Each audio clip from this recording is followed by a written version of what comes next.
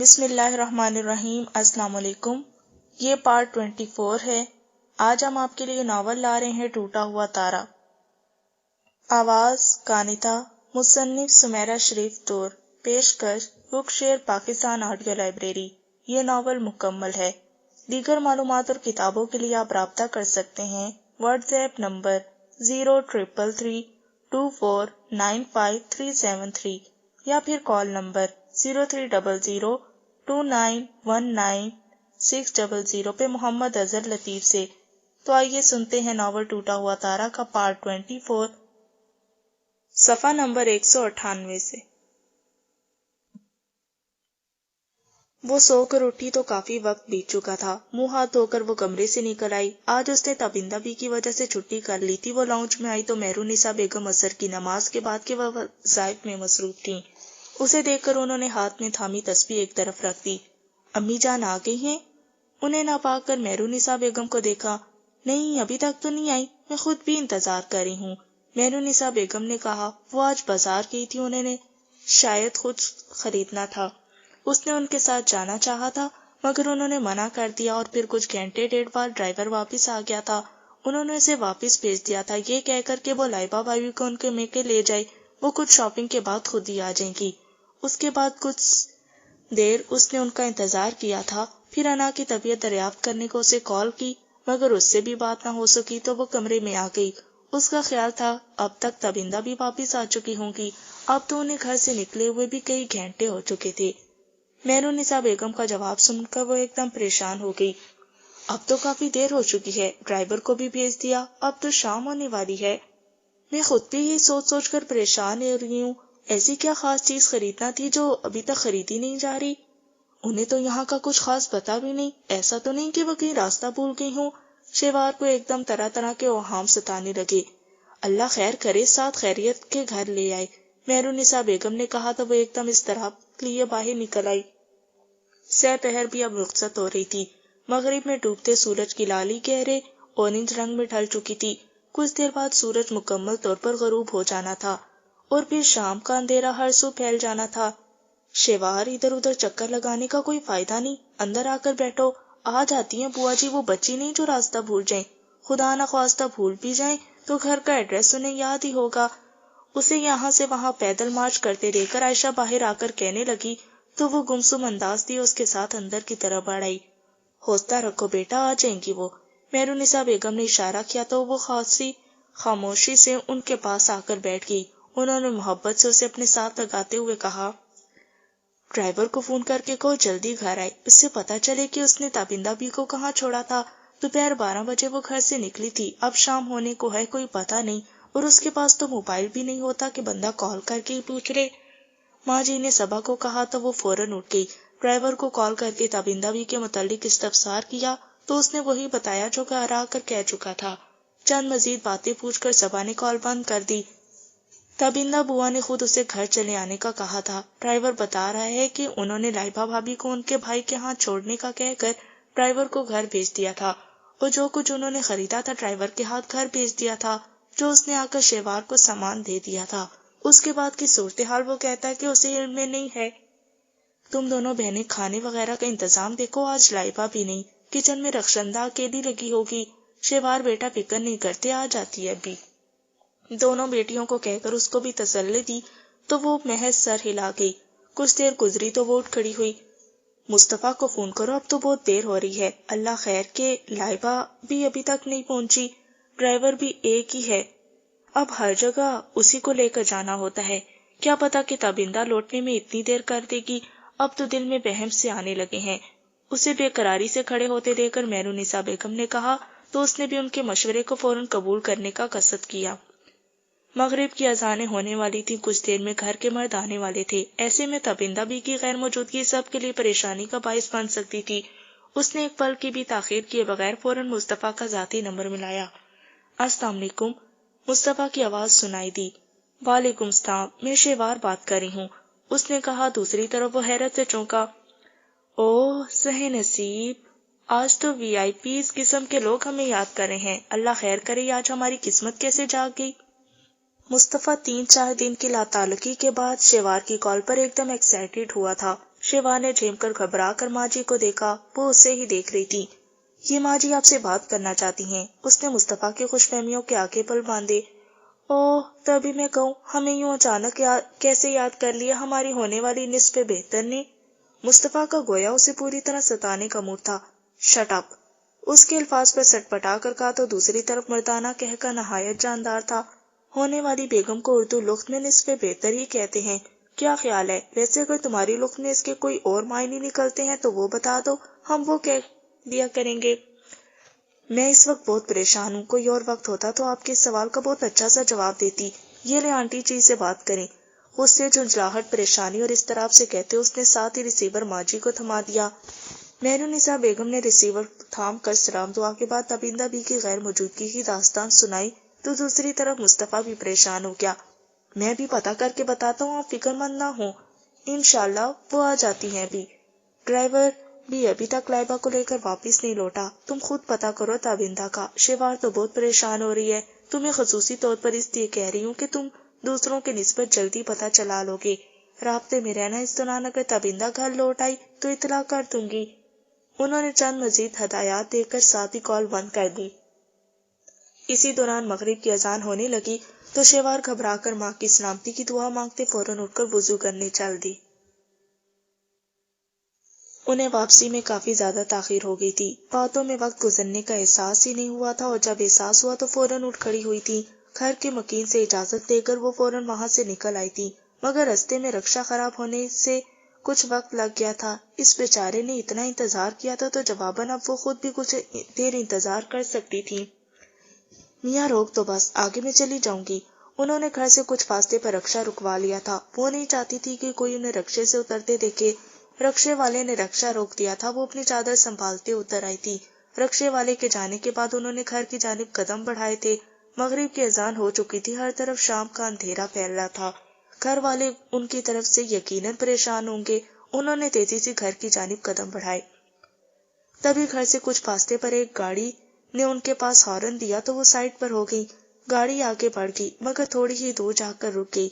तबिंदा भी गाड़ी पहचान कर एक पल को रुकी थी, मगर फिर मुस्तफा शाहजेब के निकलने से पहले ही तेजी से करीब आ गई।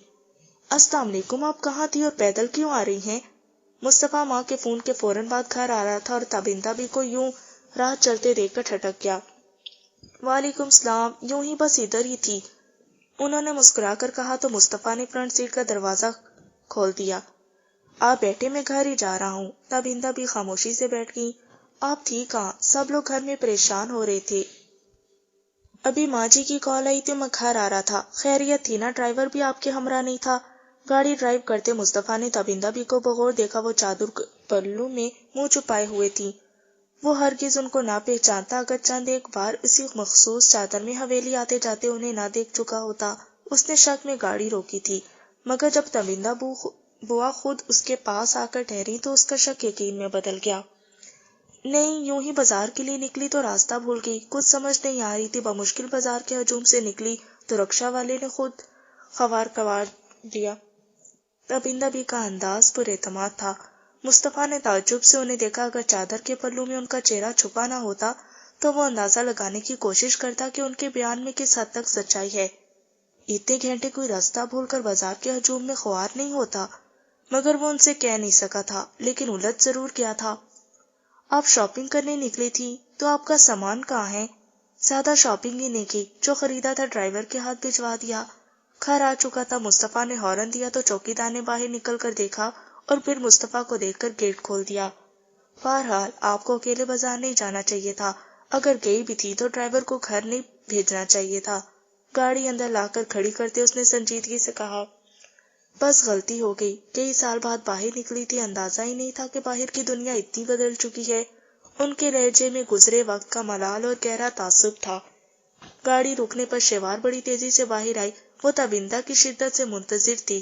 तबिंदा भी बाहर निकली तो वो फौरन भागकर उनके पास आई।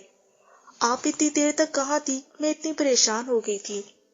मुझे तो अब तरह तरह के ओहाम सता रहे थे। नमाज पढ़कर उठी थी और इस हालत में गाड़ी की आवाज सुनकर बाहर भागी थी। कबूलियत की घड़ी थी जो मुस्तफा के साथ तबिंदा भी को देखकर एकदम रूहान सी हो गई।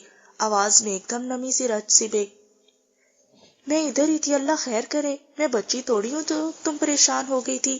بازو کے حصار میں لے کر شیوار کو دلاسا سا دیا تو مصطفیٰ بھی دوسری طرف سے نکل کر قریب آ گیا۔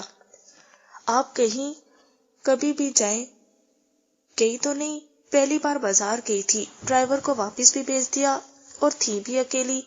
اس نے آنکھوں کی نمی کو صاف کرتے ماں سے کہا، بوا جی تھکی ہوئی ہیں، ان کو رستہ دو، اور باقی کے گلے شکوے تم اندر جا کر بھی کر سکتی ہو۔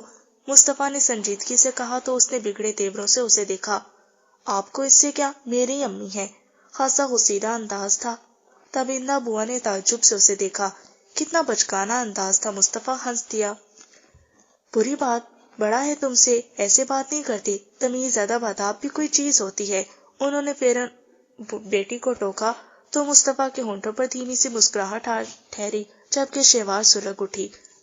ماں کا ہاتھ پکڑے اسے کینہ توز نظروں سے دیکھتے وہ اندر کی طرف چلی آئی۔ وہاں سبھی پریشان تھے، سبھی کی زبانوں پر وہی سوال تھے اور ان کا وہی جواب جو مصطفیٰ کو دے چکی تھیں۔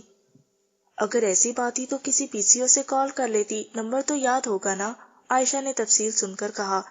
بس خیال ہی نہیں رہا، پھر عرصے بعد بائی نکلی تھی، گھومتی رہی، دیکھتی رہی۔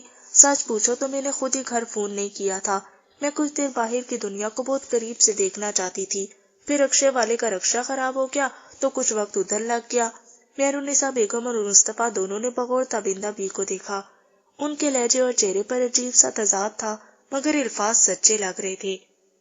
اس کا مطلب ہے کہ آپ بھولی نہیں تھی، بلکہ رستے کو جان بوجھ کر بھلا گئی تھی۔ مصطفیٰ نے سنجیدگی سے کہا تو وہ مسکرا دی۔ ہاں، ایسا ہی کہہ لو، انہوں نے گویا بات ٹالنے کی کوشش کی۔ اگر ایسی بات ہی تو ڈرائیور کو ہمراہ رکھ لیتی، وہ زیادہ آسانی کے ساتھ آپ کو راستوں کی نشاندہی کروا دیتا۔ مصطفیٰ کے لہجے میں کچھ ایسا تھا کہ اب کی بار تابندہ بی نے مسکرانے کے بجائے چونک کر اسے دیکھا۔ مصطفیٰ کا انداز کھوجتا ہوا تھا۔ سارا دن کچھ کھایا پیا بھی کہ یوں ہی گھومتی رہی؟ شیوار کو ماں کی فکر تھی، مصطفیٰ کے سوالوں کو نظر انداز کرتے پوچھا۔ ہاں، بھوک تو واقعی بہت لگی ہوئی ہے، تھکن بھی ہو گئی ہے، تم پہلے مجھے پانی پلاؤ، کھانا ابھی نہیں کھاؤں گی، جب سب کھائیں گے تو کھا لوں گی، میں ابھی لے کر آتی ہوں۔ وہ فوراً پلٹی۔ میں بھی پانی پیوں گا، مصطفیٰ نے کہا تو اس نے جاتے جاتے بس سر گھما کر ایک نظر ڈالی۔ وہ متوجہ تھا، ذرا سا مسکرا دیا تو وہ منہ بنا کر رہ گئی۔ وہ ٹرے میں 2 گلاس رکھ کر لائی تھی۔ ٹرے ٹیبل پر رکھ کر ایک گلاس تابندہ بی کو تھما دیا۔ مصطفیٰ گہری سانس لے کر رہ گیا، خود ہی گلاس تھام کر پینے لگا۔ اس لڑکی سے اسے ایسی ہی امید تھی۔ تمہارے ابو اور بھائی بھی آنے والے ہیں، کھانے کا کیا ارادہ ہے؟ مہرالنساء بیگم نے عائشہ کو دیکھا۔ کھانا تیار ہی ہے، ٹیبل لگواؤں، اتنی دیر میں باقی لوگ بھی آ جائیں گے۔ 5-10 منٹ انتظار کر لو اور لائبہ کو بھی فون کرو کہ کب پہنچ رہی ہے۔ جی اچھا۔ عائشہ سر ہلا کر فون کی طرف بڑھ گئی۔ تابندہ تم کچھ دیر آرام کر لو، میرا خیال ہے پہلے کھانا کھا لو، باقی لوگ تو بعد میں ہی کھا ہی لیں گے، تم تھکی ہوئی ہو، تمہیں لیٹنا چاہیے۔ کھانا تو سبھی کے ساتھ ہی کھاؤں گی، تھکن تو واقعی ہے، لیٹوں گی ضرور۔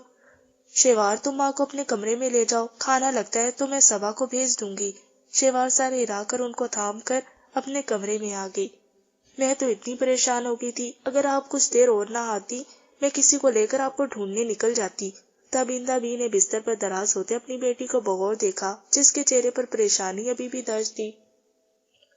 مصطفیٰ نے آپ کو کہاں سے ڈھونڈ لیا؟ ابھی تو مغرب کے وقت ان سے فون پر بات ہوئی تھی، ابھی نماز پڑھی ہی تھی کہ آپ کو لے کر فوراً گھر بھی آ گئی۔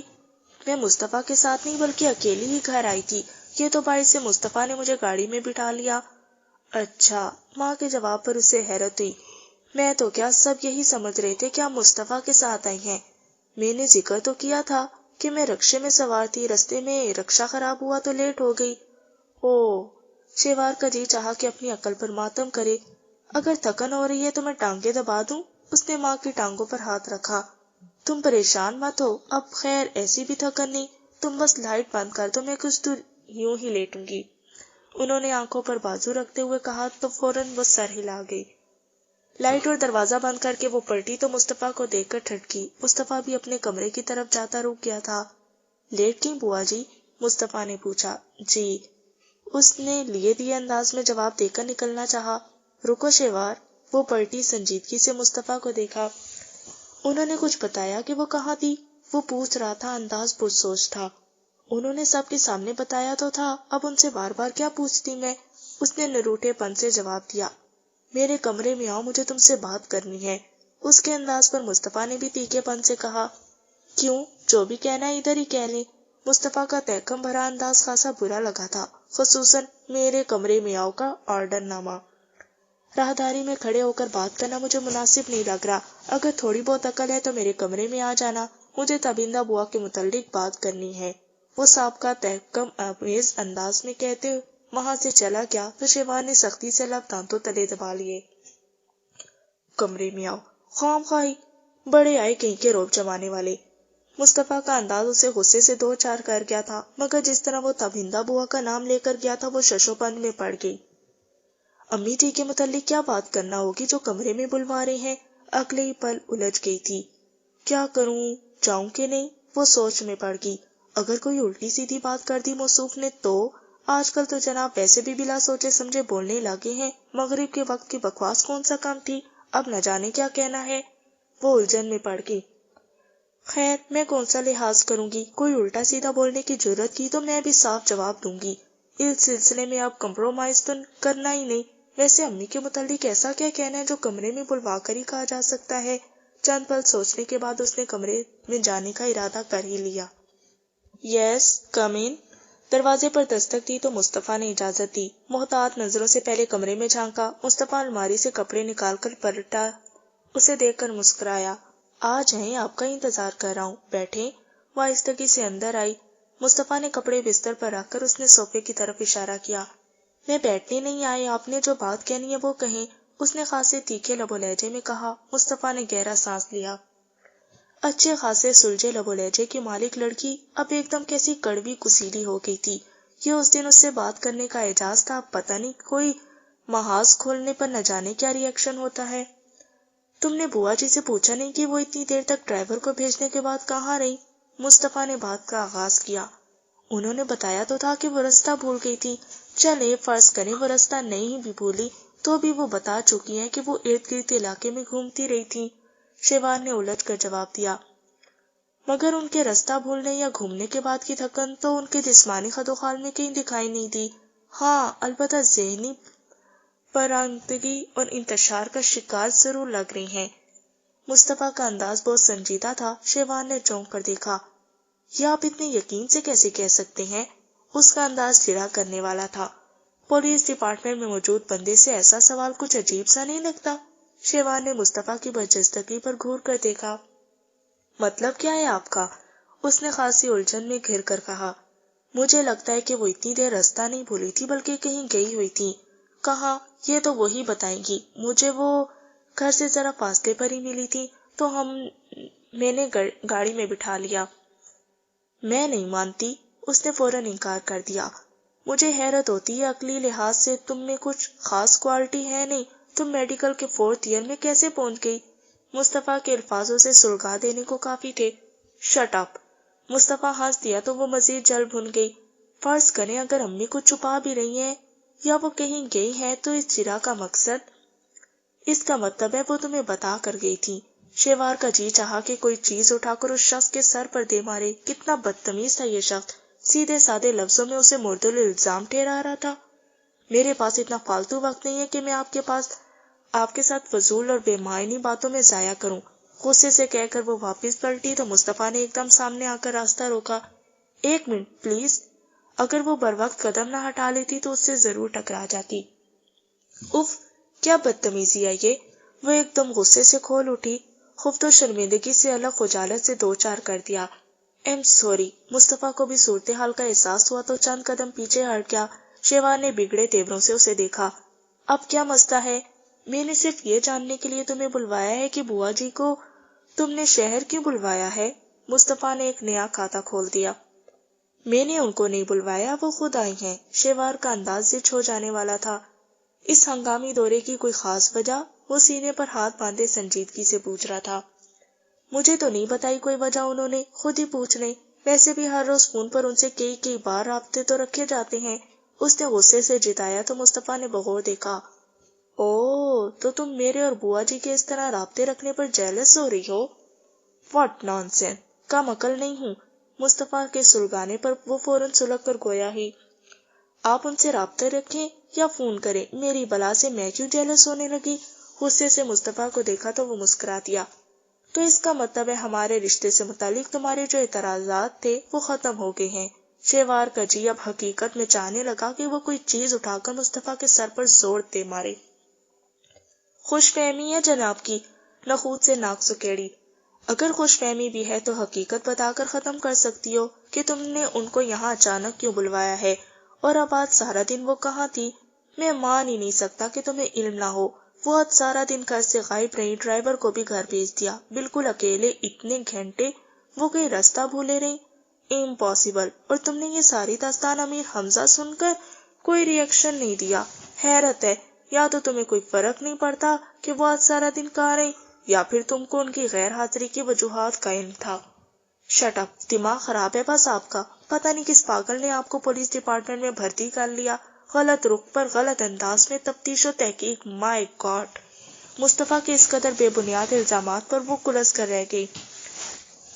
میں نے ان کی بات کو اس لیے سچ مان لیا کہ میری امی اول تو جھوٹ نہیں بولتی، اگر کچھ ہے بھی تو مصلحتاً اس بات کو چھپایا ہوگا۔ اور رہی یہ بات کہ وہ اچانک یہاں کیوں آئی، تو برائے مہربانی یہ سوال ان سے ہی کیجیے گا، مجھے واقعی ان کی آمد کی اصل وجہ کا نہیں پتا، مگر جس طرح آپ بال کی کھال اتارے ہیں اس سے یہ ضرور شو ہو رہا ہے کہ انہوں نے آپ کو بتا کر اور آپ کے مشورے سے ہی یہاں آنے کا ارادہ کیا ہوگا۔ دیکھو اب تم زیادتی کر رہی ہو، مصطفیٰ نے اسے فوراً ٹوکا۔ ہاں، اور یہ جو اتنی دیر سے مجھے اپنے کمرے میں بلوا کر بے مقصد بے بنیاد الزامات کی بھرمار کیے جا رہے تھے، وہ تو گویا لفظوں کے پھول جھاڑ رہے تھے۔ اس نے فوراً حساب برابر کیا۔ مصطفیٰ ایک دم ہنس دیا جبکہ وہ مزید کلس گئی۔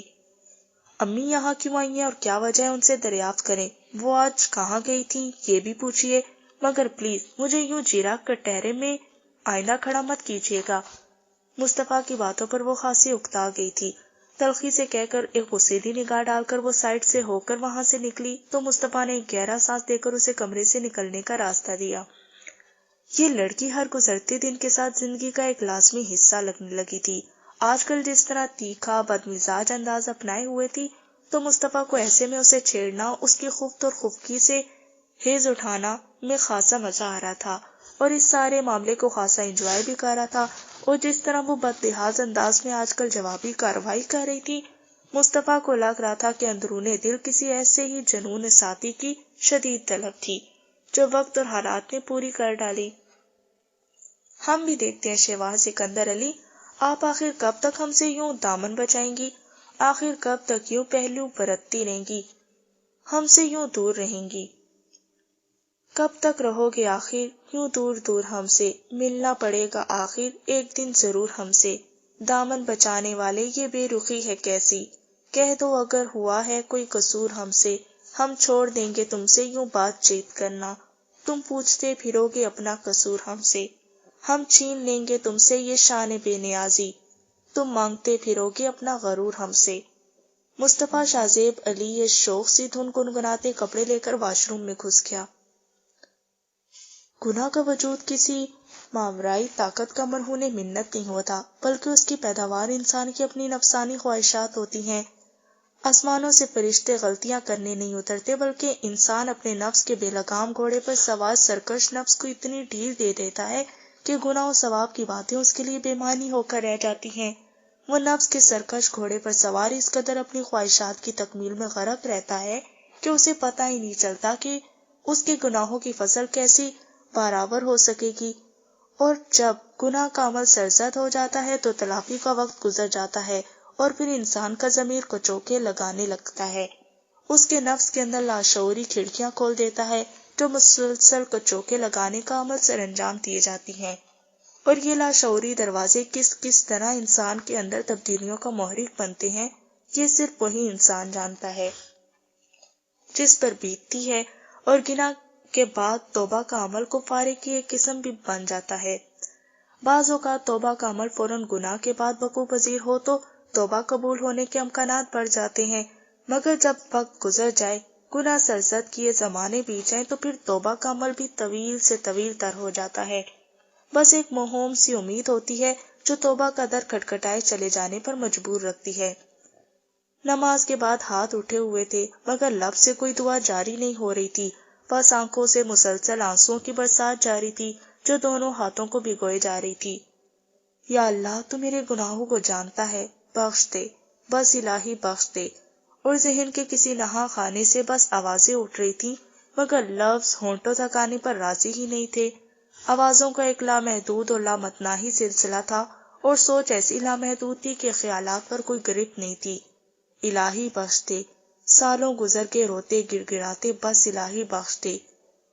ان کی بارش داڑھی آنسوں سے تر تھی، نہیں وہ نظار وجود حج کو لے کھا تھا اور یہ رات ان کے لیے بہت بھاری تھی۔ آج رات بھی انہوں نے خواب دیکھا تھا اور اس کے بعد کا عمل احساس گناہ کے بعد توبہ کا عمل تھا، اور ہر بار کی طرح اس بار بھی وہ جائے نماز بچھائے رب کے حضور اپنے گناہوں پر مغفرت کی دعا کی طالب تھے، مگر مغفرت نہیں مل رہی تھی۔ یا اللہ تلافی کی کوئی صورت تو نکال کے میں اپنے گناہوں کا ازالہ کر پاؤں۔ وہ زندہ ہوتا تو کوئی امید ہوتی، اس کے پاؤں میں جا کر گرتا روتا گر گراتا، اس کے بیوی بچے ہوتے تو ان کے سامنے ہاتھ جوڑتا۔ الہی اب کس کے سامنے معافی کی درخواست کروں؟ کیوں مجھ بد نصیب کو چین نہیں ملتا اب؟ الہی گناہ کیا تھا اور سدباب کی کوشش بھی تو کی تھی، نفس کی خواہشات کے آگے مجبور ہوا تھا تو احساس سے گناہ ہونے پر فوراً پلٹ بھی تو آیا تھا۔ پھر توبہ کا یہ سلسلہ اتنا طویل کیوں ہوتا چلا جا رہا ہے؟ الہی بخش دے، معاف کر دے، ان بوڑھی ہڈیوں میں اب دم نہیں، تو جانتا ہے نہ جانے کب قضا آ جائے۔ الہی معاف کر دے، بخش دے، بخش دے۔ وہ ہچکیوں میں اس قدر شدت سے روئے کہ کمزوری کی وجہ سے ایک طرف ڈھہ گئے تھے۔ بابا صاحب بخشو جو کل تابندہ کو چھوڑنے کے بعد رات تک واپس آ گیا تھا، وہ فوراً کمرے میں بھاگا آیا تھا۔ آج پھر بابا صاحب نے خواب دیکھا تھا۔ آج پھر ان کی حالت شدید نوعیت کی خراب ہو چکی تھی۔ ہمیشہ کی طرح وضو کر کے انہوں نے جائنماز سنبھال لی تھی۔ جو ان کی دعاؤں اور ہچکیوں کی آواز طویل اور بلند تر ہوتی جا رہی تھی، بخشو پریشان ہوتا جا رہا تھا کہ آج خواب کے بعد والی حالت سنبھلنے کے بجائے بگڑتی جا رہی تھی۔ بابا صاحب، اس نے جائے نماز پر گرے بابا صاحب کو سیدھا کیا۔ بابا صاحب بے ہوش ہو چکے تھے۔ اس نے ان کو اٹھا کر بستر پر لٹا دیا۔ حویلی میں اس وقت ملازمین کے علاوہ کوئی بھی نہیں تھا۔ تابندہ بھی کل کی شہر گئی ہوئی تھی۔ وہ بہت کم شہر جاتی تھی، اس بار شاید برسوں بعد گئی تھی۔ وہ حویلی میں ہوتی تھی تو ایک ڈھارس سی رہتی تھی، اب وہ نہیں تھی اور بابا صاحب کی یہ حالت دیکھ کر بخشو کے ہاتھ پیر پھولنے لگے تھے۔ اس نے پانی کے چینٹے بابا صاحب کے چہرے پر مارے، چند حربے استعمال کیا مگر بابا صاحب کی بے ہوشی ختم نہیں ہو رہی تھی۔ وہ سرونٹ کوارٹر میں جا کر چوکیدار کو بلا لایا۔ دونوں مل کر بابا صاحب کو ہوش میں لانے کی تدبیریں کرنے لگے۔ کچھ دیر بعد ان کی کوششیں رنگ لائیں اور بابا صاحب نے آنکھیں کھولی، مگر وہ حواس میں ابھی بھی نہیں تھی۔ ان کی غنودگی ابھی بھی برقرار تھی، ان کی یہ حالت خاصی تشویشناک تھی۔ کیا کریں اب؟ بخشو نے چوکیدار کو دیکھا۔ میری تو صلاح ہے کہ شہر فون کر دو، بابا صاحب کی طبیعت تو خاصی خراب لگ رہی ہے، اللہ جانے کیا معاملہ ہو، قضا آنے میں کب دیر لگتی ہے، یہ نہ ہو کہ بابا صاحب کی آل اولاد اطلاع نہ کرنے پر ہم پر غصہ کریں۔ چوکیدار سلیم خان نے کہا تو بخشو سوچ میں پڑ گیا۔ بابا صاحب ضعیف ضرور تھے مگر اب ایسی بھی حالت نہیں تھی کہ ایک دم قضا آ جاتی، مگر قدرت کے کاموں کا بھلا کس کو پتہ چلتا ہے، شاید سلیم خان درستی کہتا ہو۔ تم ایسا کرو، کسی کو بھیج کر ڈاکٹر کو بلواؤ، تب تک میں شہر فون کرتا ہوں۔ بخشو کا ایک فیصلہ کر کے اٹھ کھڑا ہوا اور سلیم خان کسی کو ڈاکٹر کو بلوانے چلا گیا۔ وہ آج لیلا زبیری کے ہمراہ کلب میں موجود تھا۔ لیلا زبیری آج پہلی ملاقات کے برعکس کچھ ریزرو سی تھی، مگر پہلے دن کے برعکس آج آخری حد تک دلکش اور حسین لگ رہی تھی۔ بہت انتظار کروایا تم نے۔ اس وقت ٹیبل پر وہ دونوں ہی تھے۔ شہزاد کے ذریعے متعارف ہونے والی یہ لڑکی ایاز کو خاصی پسند آئی تھی، مگر یہ اس سے ملنے والی تمام لڑکیوں کے الٹ خاصی موڈی تھی۔ کیا کروں، ایک کام تھوڑی ہے، ہمیں زندگی میں اور بھی بہت سے کام ہیں جو غور طلب ہیں۔ ملاقات کرنے کی فرصت ہی نہیں مل رہی تھی۔ اگر شہزاد کی بار بار کالز نہ آ رہی ہوتی تو چند دن مزید وقت نہ نکال پاتی میں۔ بڑی مشکل سے وقت نکالا ہے میں نے۔ ایک ادا سے اپنی کلائی پر پڑے بریسلیٹ کو گھماتے اس نے کہا تو ایاز اس کے خوبصورت چہرے کو دیکھے گیا۔ یہ لڑکی اسے شہباز سکندر علی کی طرح کچھ الگ سی لگی۔ تمہاری فیملی کا بیک گراؤنڈ کیا ہے؟ ایاز نے کسی سوچ میں الجھ کر پوچھا۔ کیا میں نے تم سے تمہاری فیملی کا بیک گراؤنڈ پوچھا؟ لڑکی اسے لاجواب کر گئی تھی۔ وہ مسکرا دیا۔ تم جیسی لڑکیوں کا صرف ایک ہی بیک گراؤنڈ ہوتا ہے، اس کا جی چاہا کہ وہ کہہ دے مگر نئی نئی دوستی تھی، نہ جانے پھر دوبارہ ملنے آتی کہ نہیں، جبکہ اسے یہ لڑکی بہت پسند آئی تھی۔ تمہارے متعلق 2 باتیں سنی تھی، دونوں ہی سچ نکلی۔ لڑکی کے جواب میں اس نے مسکرا کر کہا، کون کون سی باتیں؟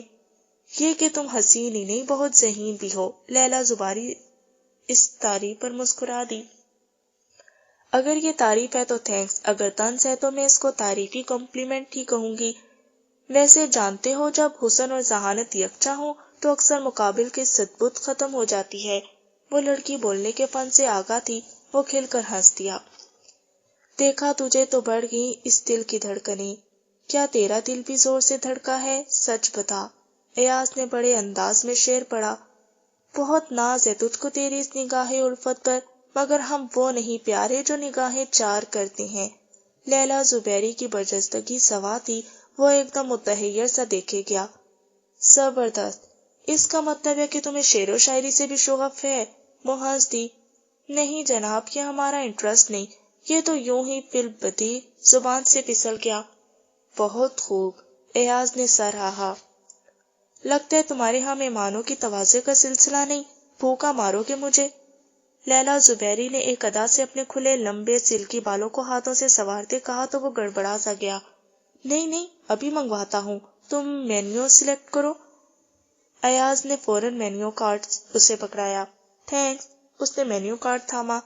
ایاز نے ویٹر کو بلوایا تو لیلا نے مینیو لکھوا دیا۔ کھانا لگنے تک دونوں کے درمیان باتوں کا سلسلہ چلتا رہا اور کھانے کے بعد دونوں باہر لان میں چلے آئے۔ تم اپنے گروپ کے باقی 3 لڑکوں سے ہٹ کر لگے تھے۔ مجھے آج کل کے چھچورے ٹائپ لڑکوں سے شدید نفرت ہے۔ تم سے مل کر بہت خوشی ہوئی اور یہ ملاقات بھی زبردست رہی۔ میں میل اینڈ فیمیل کی روایتی قسم کی دوستی کے بہت خلاف ہوں۔ تھینکس گاڈ تم عام لڑکوں کی طرح نہیں ہو۔ ایاز کے ساتھ چہل قدمی کرتے لیلا زبیری نے کہا تو وہ حیرت سے دیکھتا رہ گیا۔ ویسے تمہیں کس قسم کی لڑکیاں اچھی لگتی ہیں؟ اس نے پوچھا۔ تم جیسی خوبصورت، ذہین اور اسٹریٹ فارورڈ۔ لیلا کھلکھلا کر ہنس دی۔ انٹرسٹنگ، اس کا مطلب ہے کہ ہم دونوں کی دوستی چلے گی۔ کھلکھلا کر ہنستے اس نے اپنا ہاتھ ایاز کی طرف بڑھایا تو ایاز نے فوراً کسی قیمتی شے کی طرح تھام لیا۔ کیوں نہیں؟ لیلا زبیری نے تو اسے پہلے ملاقات ہی میں اپنے شہر میں جکڑ لیا تھا۔ وہ اندر ہی اندر ایک بھرپور قسم کی پلاننگ کرنے لگا تھا۔ اگر یہ لڑکی ٹریک پر آ جائے تو اس سے وہ خوب فوائد حاصل کر سکتا تھا۔ حسن، جوانی، خوبصورتی اور ذہانت، ہر چیز اس وجود میں یکجا تھی۔ وہ نزاکت کا مجسمہ تھی تو بولنے کے فن میں بھی لاجواب تھی۔ ایسی لڑکیوں کو تو پھنسانے کے لیے اس کی سوسائٹی کے لڑکے جال بچھاتے تھے اور یہ تتلی خود بخود اس کے جال میں پھنسنے کے لیے تیار تھی، بس اس پر بہت صبر اور برداشت سے محنت کرنا تھی۔ اوکے، اب میں چلتی ہوں، نیکسٹ ملاقات فون پر ڈیسائیڈ کریں گے۔ اگلے ہی پل اپنا ہاتھ کھینچ کر وہ اپنا بیگ اپنے کاندھے پر سیٹ کر رہی تھی، اب کہ اس کا بالکل روایتی انداز تھا۔ Okay, as you wish. اپنی پلاننگ کے مطابق ایاز نے فوراً جی حضوری والا حربہ آزمایا، ورنہ وہ اتنی جلدی ہاتھ آئی نعمت کو کبھی جانے نہیں دیتا تھا۔ So nice, you are so sweet, okay, good bye. وہ اسے ہاتھ ہلا کر گڈ بائی کہتی اپنی پارکنگ میں کھڑی گاڑی کی طرف بڑھ آئی۔ ناول ٹوٹا ہوا تارا کا پارٹ 24 صفحہ نمبر 207 پر اختتام پذیر ہوا۔ بقیہ ناول کا حصہ آپ پارٹ 25 پہ سماعت فرمائیں۔